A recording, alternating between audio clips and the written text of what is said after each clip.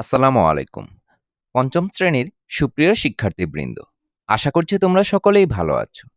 আজকের পাঠে থাকছে তোমাদের নতুন প্রাথমিক গণিত বইয়ের ৫৩ পৃষ্ঠায় সাধারণ ভগ্নাংশ নিয়ে আলোচনা। তাহলে চলো শুরু করা যাক। এখানে একটি মূল প্রশ্ন দেওয়া আছে। এখানে বলা আছে, রিমার কাছে লাল ও নীল রঙের দুটি ফিতা আছে।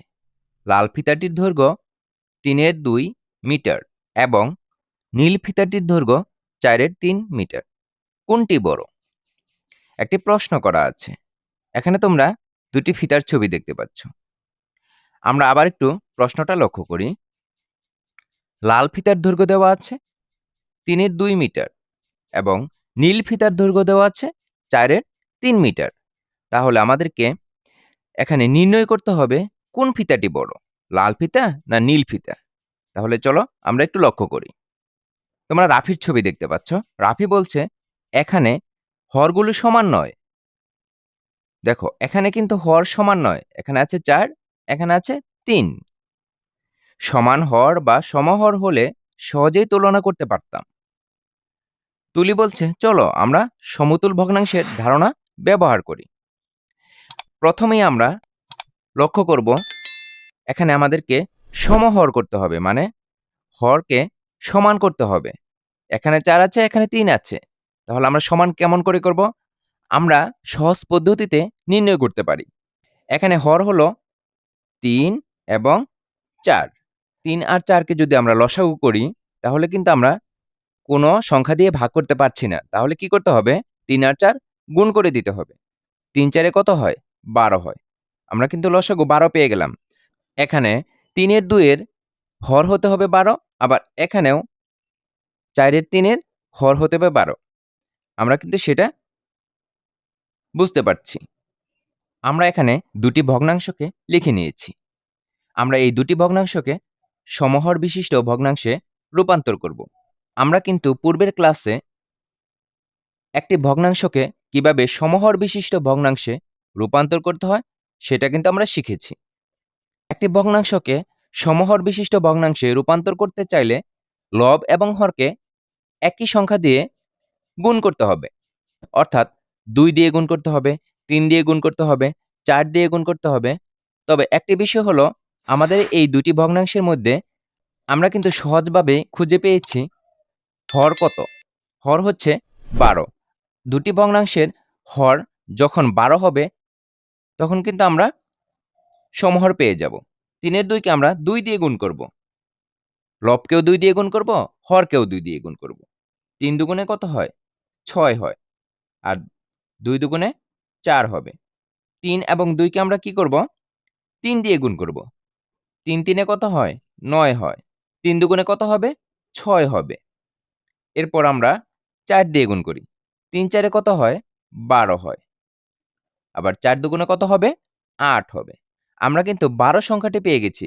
আমরা কিন্তু হর ১২ পেয়ে গেছি। এরপর আমরা পরের ভগ্নাংশটিতে লক্ষ্য করি। এখানেও আমরা ২ দিয়ে প্রথমে গুণ করব। তাহলে ৪ কে ২ দিয়ে গুণ করলে কত হবে? ৪ দুগুণে ৮। আর ৩ কে ২ দিয়ে গুণ করলে ৩ দুগুণে ৬। এরপর আমরা ৩ দিয়ে গুণ করব। ৩ ৪ এ কত হয়? ১২ হয়। আবার ৩ ৩ এ ৯ হয়। আমরা কিন্তু হর ১২ পেয়ে গেছি। এই ভগ্নাংশটিতেও হর ১২ হয়েছে, এই ভগ্নাংশটিতেও হর ১২ হয়েছে। তাহলে কিন্তু আমরা সমহর বিশিষ্ট দুটি ভগ্নাংশই পেয়ে গিয়েছি। তাহলে দুটি ভগ্নাংশের হর কিন্তু সমান হয়েছে। এখন তোমরা দুটি ভগ্নাংশের ক্ষেত্রে লক্ষ্য করো। এখানে আছে লব ৯ আর এখানে আছে ৮। তাহলে আমরা ৮ এবং ৯ এর মধ্যে কোন সংখ্যাটি বড়? এখানে হচ্ছে ৯ বড়। তাহলে আমরা এভাবে লিখতে পারি, এখানে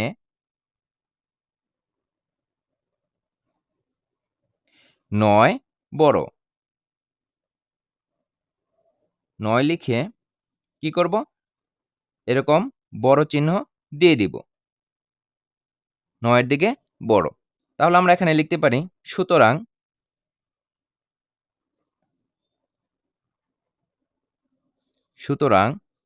৯ সংখ্যাটি কোন ভগ্নাংশের মধ্যে ছিল? এই ভগ্নাংশটির মধ্যে ছিল। 12র 9 ভগ্নাংশটিতে। তাহলে আমরা এভাবে লিখব 12র 9 বড় 12র 8 ভগ্নাংশটি থেকে 12র 9 বড়। আমরা এভাবে লিখে ফেললাম। অর্থাৎ এই যে ভগ্নাংশটি আমরা বড় পেলাম, এখানে ছোট পেলাম। 12র 9 ভগ্নাংশটি কোন ভগ্নাংশ থেকে এসেছে? এর আসল ভগ্নাংশটি কিন্তু এই 4-এর 3 এখান থেকে এসেছে। এই 4-এর 3 ভগ্নাংশটি থেকেই আমরা কি করেছি? 12র 9 ভগ্নাংশটি রূপান্তর করেছি। তাহলে 12র 9 ভগ্নাংশটির আসল ভগ্নাংশটি হচ্ছে 4-এর 3। তাহলে আমরা এভাবে লিখব 4-এর 3। এটি হচ্ছে কি? বড় ভগ্নাংশ। কোনটি থেকে? এই 12র 8 এর আসল রূপ কোনটি? 3-এর 2। তাহলে 3-এর 2 থেকে। 3-এর 2 ভগ্নাংশটি থেকে। এখান থেকে আমরা কোন ভগ্নাংশটি বড় পেলাম? 4-এর 3। 3-এর 2 ভগ্নাংশটি থেকে 4-এর 3 ভগ্নাংশটি বড়। তাহলে আমরা এখানে কি বুঝতে পারছি? 4-এর 3 ভগ্নাংশটি কোন ফিতাটির দৈর্ঘ্য ছিল? নীল ফিতাটির দৈর্ঘ্য ছিল 4-এর 3। আর এটা ছিল লাল ফিতাটির দৈর্ঘ্য। 3-এর 2 ছিল লাল ফিতাটির দৈর্ঘ্য। তাহলে বড় কোন ভগ্নাংশটির দৈর্ঘ্য? নীল ফিতাটির দৈর্ঘ্য। তাহলে তাহলে তাহলে প্রশ্ন করা কি ছিল? কোনটি বড়? নীল ফিতাটি বড়। নীল ফিতাটি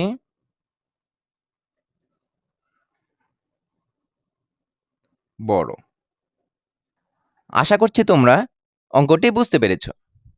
তোমরা এখানে একটু লক্ষ্য করো। এখানে রাফি বলছে, হ্যাঁ, তাহলে এই ভগ্নাংশগুলোকে একই হর বা সমহর বা সাধারণ হর বিশিষ্ট করতে পারবো। এখানে যেভাবে করেছে আমরাও কিন্তু একইভাবে করে নিয়েছি। এখানে তুলি বলছে, যখন হরগুলো একই হয় তখন যে ভগ্নাংশের লব বড় সেই ভগ্নাংশটি বড় হয়। অর্থাৎ সমহর বিশিষ্ট যে ভগ্নাংশটি হবে তার লব যদি বড় হয় তাহলে সেই ভগ্নাংশটি বড়।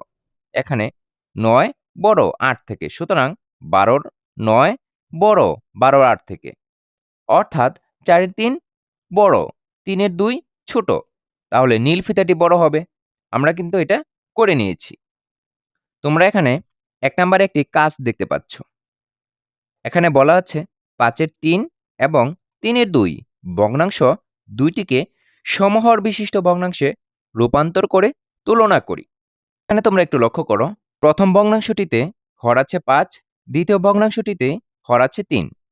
আমরা সহজে যেন সমহর বিশিষ্ট ভগ্নাংশটি তৈরি করতে পারি সেজন্য আমাদেরকে কি করতে হবে? এখানে হর 5 এবং 3 এর লসাগু করে নিব। দুটি সংখ্যাই কি? মৌলিক সংখ্যা 5 এবং 3। তাহলে কি করতে হবে? দুটি সংখ্যার গুণফল নির্ণয় করতে পারলেই লসাগু হয়ে যাবে। তাহলে দুটি সংখ্যার লসাগু কত হবে? 5 আর 3-এর লসাগু হবে 15। 3 5 15। আমরা কিন্তু লসাগু তৈরি করে ফেললাম। এই লসাগুটি তৈরি করার মানে হলো দুটি ভগ্নাংশের হর সবসময় 15 পর্যন্তই হবে। 5-এর 3 ভগ্নাংশটি লক্ষ্য করো। দেখো এখানে করে দেওয়া আছে। প্রথমে 2 দিয়ে গুণ করেছে। 5 দুগুণে 10, 3 দুগুণে 6। আবার 3 দিয়ে গুণ করেছে। 3 5 15, 3 3 9। আবার 4 দিয়ে গুণ করেছে। 4 5 20, 3 4 12। সমহর বিশিষ্ট ভগ্নাংশে রূপান্তর করতে চাইলে আমরা কিন্তু প্রথমেই লসাগু 15 বের করে নিয়েছি। তাহলে আমাদেরকে এখানে লক্ষ্য করতে হবে আমরা কিন্তু 15 পর্যন্তই বের করব। তাহলে পরের ভগ্নাংশটি আমরা লক্ষ্য করি। 3-এর 2। 3-এর 2 কে আমরা প্রথমে 2 দিয়ে গুণ করব। 3 দুগুণে 6, 2 দুগুণে 4। আবার 3 দিয়ে গুণ করব। 3 3 এ 9, 3 দুগুণে 6। এরপর আমরা 4 দিয়ে গুণ করব। 3 4 এ কত হয়? 12 হয়। 4 দুগুণে 8 হয়। এরপরে আমরা 5 দিয়ে গুণ করব। 3 5 15। 5 দুগুণে 10। আমরা কিন্তু এখন পেয়ে গেছি। হর 15 পেয়ে গেছি। তাহলে সমহর বিশিষ্ট কিন্তু আমরা দুটি ভগ্নাংশই পেয়ে গেলাম। 15-র 10, 15-র 9। এখানে দুটি ভগ্নাংশের লব আমরা লক্ষ্য করি। এই ভগ্নাংশটির লব হচ্ছে 10 আর এখানে আছে 9। তাহলে 9 বড় না 10 বড়? 10 সংখ্যাটি বড়। এখানে আমরা লিখব 9, বড় চিহ্নটা দিয়ে 10 লিখব। সুতরাং 9 এর ভগ্নাংশ কোনটি? 15 9। আমরা 15 9 লিখব। এরপর আমরা লিখব হচ্ছে 15 10 ভগ্নাংশটি। কারণ এটি হচ্ছে বড় চিহ্নটা দিয়ে 15 10 ভগ্নাংশটি লিখে দিব। 15 10 ভগ্নাংশটি কোন ভগ্নাংশটি থেকে এসেছে? 3 এর 2 ভগ্নাংশটি থেকে এসেছে। তাহলে আমরা 3 এর 2 বড় চিহ্ন দিয়ে লিখে দিব। দেখো 5 এর 2 হচ্ছে ছোট আর বড় হচ্ছে 3 এর 2। তাহলে কিন্তু আমরা এখানে বুঝতে পারছি 3 এর 2 ভগ্নাংশটি বড় ভগ্নাংশ। আশা করছি তোমরা বুঝতে পেরেছ। এখানে আমরা কিভাবে দুটি ভগ্নাংশকে সমহর বিশিষ্ট ভগ্নাংশে রূপান্তর করে দুটি ভগ্নাংশের মধ্যে কোনটি বড় কোনটি ছোট সেটি কিন্তু নির্ণয় করতে পারলাম। এরই মধ্য দিয়ে আমরা এই পাঠের শেষ প্রান্তে এসে পৌঁছে গেছি। সম্পূর্ণ ভিডিওটি ধৈর্য সহকারে দেখার জন্য তোমাদেরকে অসংখ্য ধন্যবাদ। পরবর্তী ভিডিও দেখার আমন্ত্রণ জানিয়ে আজকের মতো এখানেই শেষ করছি। আল্লাহ হাফেজ।